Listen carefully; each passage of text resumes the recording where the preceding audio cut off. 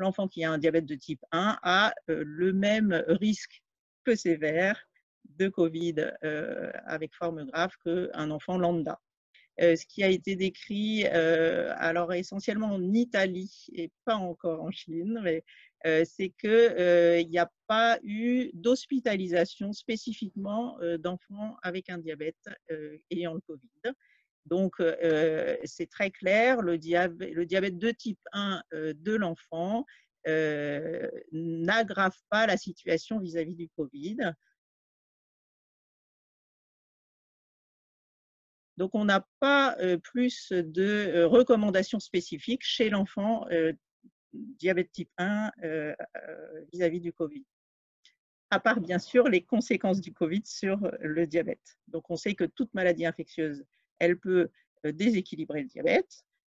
Une grippe, une rhinopharyngite. La majorité du temps, les doses d'insuline ont besoin d'être augmentées. Ça entraîne une insulinorésistance. Et ça, les parents qui sont les parents des enfants jeunes et les adolescents savent tout à fait bien adapter les doses d'insuline en fonction des glycémies. Ils ont appris ça avec leurs équipes qui les soutiennent et il faut leur faire confiance sur comment adapter les doses dans ces situations. Si besoin, bien sûr, il faut qu'ils joignent leur équipe de diabétopédiatriques qui connaissent pour les aider à adapter les doses.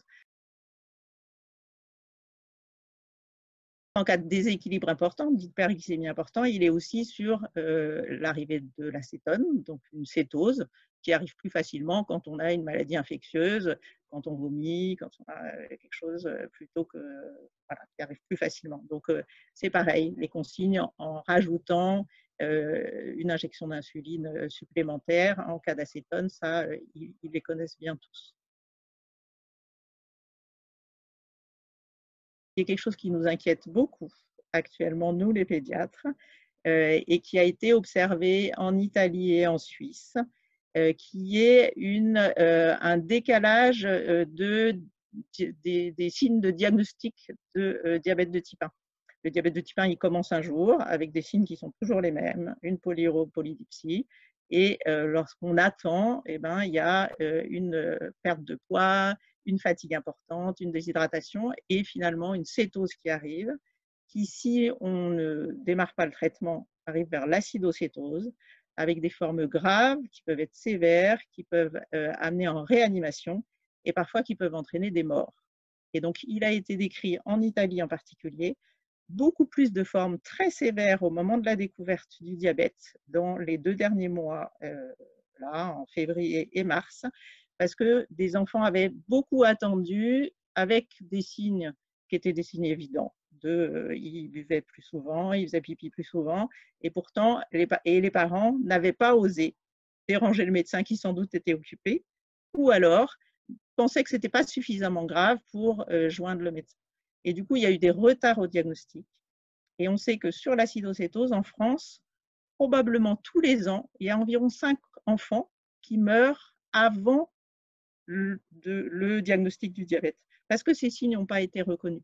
Et ce qu'on a très peur, c'est que ce nombre augmente beaucoup cette année par retard de consultation chez le médecin. Donc la consigne, elle est, bien sûr, s'il y a ces signes-là, il faut transmettre aux familles de contacter leur médecin traitant et une bandelette urinaire simple permet de faire le diagnostic et d'arriver aux urgences pour démarrer le traitement. Le confinement, on a organisé les choses différemment. Les enfants, les familles, on continue de faire ce suivi trimestriel. Je pense qu'il ne faut pas décaler, il ne faut pas décaler d'un mois une consultation qui était prévue. Donc, on fait la consultation, mais on ne les fait pas venir à l'hôpital, on le fait à distance. Et pour le moment, là, sur des consultations téléphoniques, c'est des enfants qu'on connaît bien, avec qui, du coup, on peut facilement parler de tout au téléphone, en prenant le temps avec l'enfant, en prenant le temps avec les parents. Cette histoire de lien parents-enfants, soignants, elle est importante en pédiatrie et il faut la garder même par téléphone. Il ne faut vraiment pas décaler des consultations. Si on décale de 3 mois et qu'on se voit qu'au bout de 6 mois, les choses sont très différentes. Donc, ce qui est vraiment important, c'est que les professionnels incitent les familles à contacter l'équipe qu'ils connaissent, les enfants ne développaient pas des formes graves de Covid et que les enfants qui ont un diabète de type 1 n'étaient pas plus à risque que les autres enfants et du coup beaucoup moins à risque de formes graves que les adultes.